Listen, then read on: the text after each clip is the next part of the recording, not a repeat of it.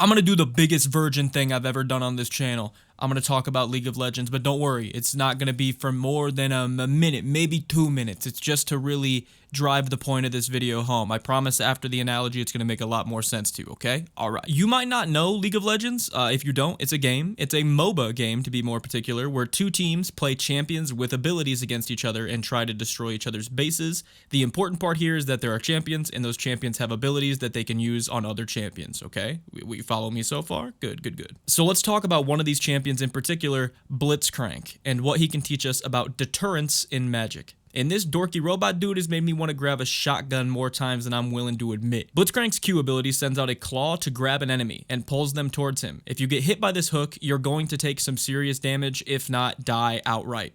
It's safe to say you're not going to want to get hit by this. The Blitzcrank hook's right behind me, isn't it? But let me ask you this. What happens when Blitzcrank steps forward like he's about to hook you? What do? Do you A, walk towards him and accept your fate, B, back up to avoid the hook, or C, stay where you are? Well, the answer to that question is you back up. The only problem is, now that you're backed up, you're too far away to farm, and you're too far away to deal damage to the enemy. And guess what? Blitzcrank didn't even use his hook. This little son of a bitch didn't even use his Q. I get it now, he's just messing with me. I'm gonna step back up, and oh no, this time he actually hooked me, boom, I'm dead. This is called a deterrent, a reason not to do something. In Blitzcrank's case, the threat of the hook is essentially just as good as using it. And when he really needs it, boom, it's still there. This simple deterrent makes the entire game different. You lose farm, you lose poke, your lane suffers, and your opponent accumulates incremental value until they end up winning the game. And even if you've never played League, you can understand the sentiment of something just not being worth it. Maybe you don't want to do the dishes today. It's just not worth it today. I don't want to clean the house today. It's just not worth it today. You understand that sentiment of wanting to do something and then seeing something in front of you and going, you know what? It's probably not worth it right now. And making yourself the problem that's just not worth it right now in a game of Commander is going to help you win so many more, specifically casual Commander games. I guarantee it. So this is what I want to talk about. I want to talk about Magic cards that will just make you not worth attacking. Just, nah, it's not worth it. The metaphorical Blitzcrank of Magic cards. The things that will threaten to hook you, but even if they don't hook you, it's pretty much like they hooked you anyway. So if this sounds interesting to you, introducing some of these Blitzcrank it's not worth it style cards into your decks, please like and subscribe, and let's get into this. So first things first, this is a term in the MTG community already. They're called Rattlesnake cards. Cards that act as attack deterrents. So just know that when I say attack deterrent or Rattlesnake card, they mean the same thing, they're just interchangeable. This is really funny to me though, because when I first started making videos, I was trying my absolute damnedest to coin a term that I labeled turtle, which just meant cards that are like, don't attack me while I set up my board. And come to find out, there has been a term like since the beginning of Magic to represent this called Rattlesnake cards. So at least I know what I'm going to call my Kelsey deck now. I was calling it a Kelsey experience counter deck. Nah, it's a Kelsey Rattlesnake deck. Really rolls off the tongue, don't it? But yeah, Rattlesnake cards have been around forever. I just never knew it, so no need to try to coin the term turtle anymore. My bad, wizards. You guys already had Rattlesnake cards, so let's talk about them, eh? The most obvious example of deterrence in Magic are Pillowfort cards, like Propaganda or Ghostly Prison. These cards make opponents pay a resource, usually mana with cards like Ghostly Prison, sometimes life with cards like Revenge of Ravens, and sometimes tokens with cards like Kazul, to attack you with creatures, which leads to opponents simply not attacking you for the most part. This is Magic's gold standard of deterrence. They're mainly ran in Pillowfort decks, but as the video would probably lead you to believe, I think these should probably be ran in more decks, Pillowfort cards included, because who would want to swing at you if it's going to waste all their resources? Another example everyone knows is keeping mana open. If someone keeps 2 blue mana open,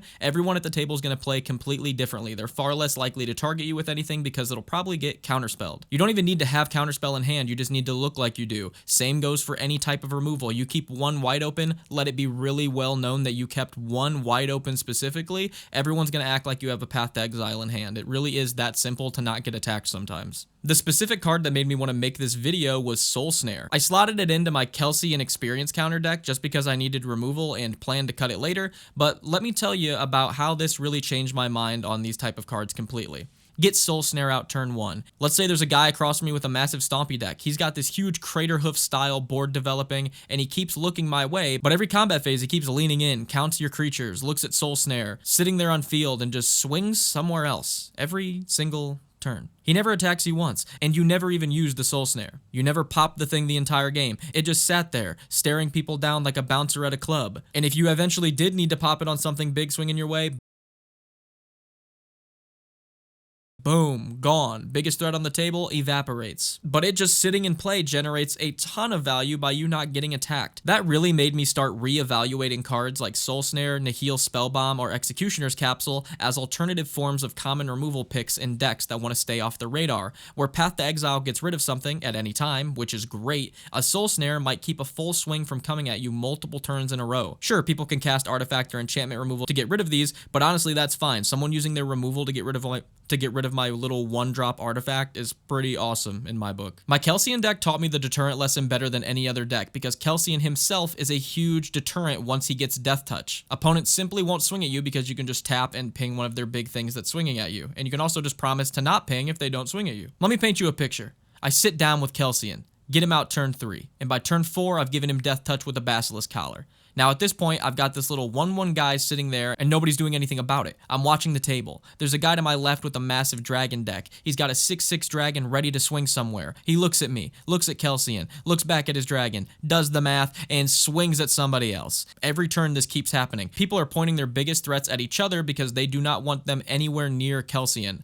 And I'm not even doing anything. Kelsien is just sitting there with his little Deathtouch, and the entire table is playing around him. Meanwhile, I'm developing board states completely unbothered, drawing cards, setting up my game plan, and just waiting. The commander becomes a deterrent engine that points your opponent's resources at each other. And all the while, I'm using cards that untap Kelsien to just use Kelsien anyway to blow up tokens the opponents are making to build up my experience counter count and keep Kelsien untapped so I can blow up any of their big creatures that swing my way. This is why Deathtouch creatures in general are so underrated. Deadly Recluse, Baleful Strix, they're both bombs. I will stand by that. A 2-drop that can block anything blockable and kill it if it doesn't have Indestructible is incredibly valuable, especially because it's doing all of that while still being a body. It still interacts with all your board buffs, your sack outlets. Deathtouch creatures are just overpowered, man, I swear. Now, some of you guys might be thinking Goad cards are a really good attack deterrent or Rattlesnake card. The only thing is, Rattlesnake cards give your opponent the option. They can still swing at you, but they probably just won't.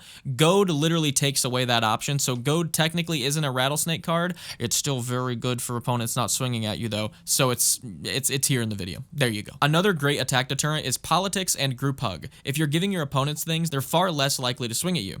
Yeah, you could attack me, but remember those 1/1 counters I gave you with Glunch? Do you remember those, buddy? Remember the 1/1s I handed you with Feldegriff, pal?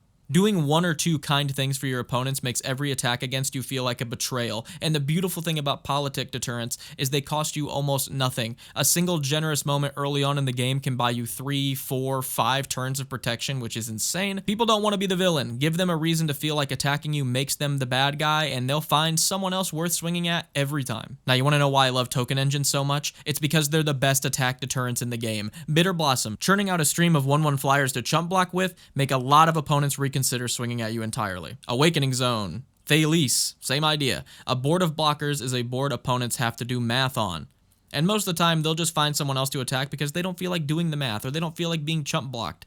Nobody wants to slam their 4/4 into a wall of tokens and come out with nothing and potentially a dead 4/4. The tokens don't even have to win combat. You just need to chump block with them. It's really good. It's top tier Rattlesnake philosophy right there. Life gain is a weird one, but it is a deterrent. If you're running Soul Warden in your Jetmir token deck, for example, this is probably what's going to happen. At first, opponents will swing at you to get your health back down to a reasonable level, but once they realize that you just keep going back up to the life total you were at before the swing, they'll quickly leave you alone and start swinging at other people because you're just not worth it. Definitely counts as deterrent. There's also just the old school assassin cards. Royal Assassin being able to tap to destroy a tapped creature, Stronghold Assassin letting you sack a creature to destroy a creature, or you guys need another one? Goldraz Assassin being able to tap to give a creature -4/-4. Pretty cool stuff. I doubt people are going to swing at you when you have these in play. Just a hunch. Another hunch I have is if you have cards like Dread or No Mercy in play, making it so every creature that connects with you just dies. I'm going to guess that that's the ultimate Rattlesnake card and that no one's going to want to attack you unless they can kill you, which is pretty hard to do in Casual Commander in one shot if it's not late game. So you're going to be pretty safe with one of these in play for a while. Come to find out, Rattlesnake cards are exactly why I love man lands. They're just lands, so they don't take up space in your deck. But if you've got like a Mutavault or a Blinkmoth Nexus to animate, an opponent may not swing at you. Casual Commander players love to have an easy reason to swing at somebody, and they normally just end up swinging at the person that has no blockers. If you animate a couple of lands, use them as blockers, someone might not want to swing at you in the first place. They'll be like, oh, he does have a couple of blockers. I'll just pass. I don't want to make any enemies. Incredibly valuable. You could also run creatures like Stuffy Doll or Brash Taunter, which deal back the damage they're dealt to opponents. So if an opponent has a big creature, rest assured it will not swing your way with one of these in play on account of it's going to do a shit ton of damage back to the opponent. How could I forget about Reanimation? Reanimation is a great deterrent. Why would they swing at me if I'm just going to bring back the creature that just blocked just to block again, just for it to die and then reanimate it again? Even if it's a bad block, I just get it back. And if it's a good block, I killed your thing. So swinging into Reanimation, why attack it if it doesn't bleed, lassie? And I'm 100% sure that I missed a ton of these. So if you want to point out any of these that I missed down in the comments, some of your favorite Rattlesnake cards, please point them out. I would love to hear about some more of these. If you have a Rattlesnake deck, post your deck list down below. I would love to see that. If you want to show some support, you can head over to the nixlotus.com website where you can use our Scryfall search optimization tool to critique some of your Scryfall searches and make them a little bit better. You can look at some of the community submitted decks on the community decks tab, and you can head over to the merch tab to pick up a Teneb the Harvester crewneck sweatshirt and rock the Dragon of Reanimation on your clothes, baby. If you want to show a little bit of additional support, you can head over to the YouTube or Patreon members page. It starts as low as $1 a month, and you can gain access to the deck submission form to submit your commander decks for Friday night deck reviews. So, a little bit of an incentive there. And if you want to click on the video that's on screen right now, YouTube thinks that you guys would like it, so maybe give that a try. Anyway, appreciate you guys watching the video. Hope this was of any use to you. I love these type of effects and was very excited to find out that it was an actual term in Magic, so I wanted to talk about it. Anyway, I'll see you guys next time. Peace.